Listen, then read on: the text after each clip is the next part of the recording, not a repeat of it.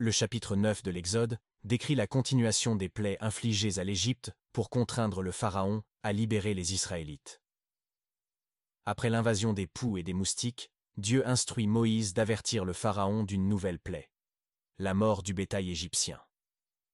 Cependant, avant d'envoyer cette plaie, Dieu distingue le bétail des Israélites, les protégeant ainsi de la calamité à venir. Malgré cet avertissement, le Pharaon reste obstiné dans son refus de libérer les Israélites. En conséquence, Dieu envoie la plaie, et tout le bétail égyptien est frappé par la maladie et meurt. Cette plaie dévastatrice entraîne des pertes économiques massives pour l'Égypte et affaiblit considérablement son pouvoir. Malgré cette démonstration de la puissance de Dieu, le Pharaon persiste dans son refus de libérer les Israélites.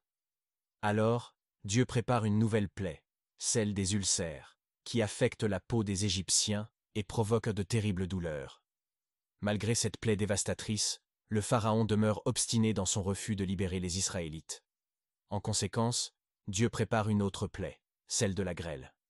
Il ordonne à Moïse d'étendre sa main vers les cieux, et une tempête de grêle mêlée de feu s'abat sur l'Égypte. Cette grêle détruit les cultures, le bétail et tout ce qui se trouve à l'extérieur, sauf dans la contrée de Goshen où résident les Israélites. En conclusion, le chapitre 9 de l'Exode met en évidence la persistance de l'endurcissement du cœur du Pharaon, malgré les avertissements et les plaies divines. Il montre la puissance de Dieu à travers les jugements infligés à l'Égypte pour forcer la libération des Israélites. Cette section souligne également l'importance de l'obéissance et de la soumission à la volonté de Dieu, tout en préfigurant les plaies à venir qui continueront d'affliger l'Égypte. Si vous avez apprécié cette vidéo, n'hésitez pas à vous abonner.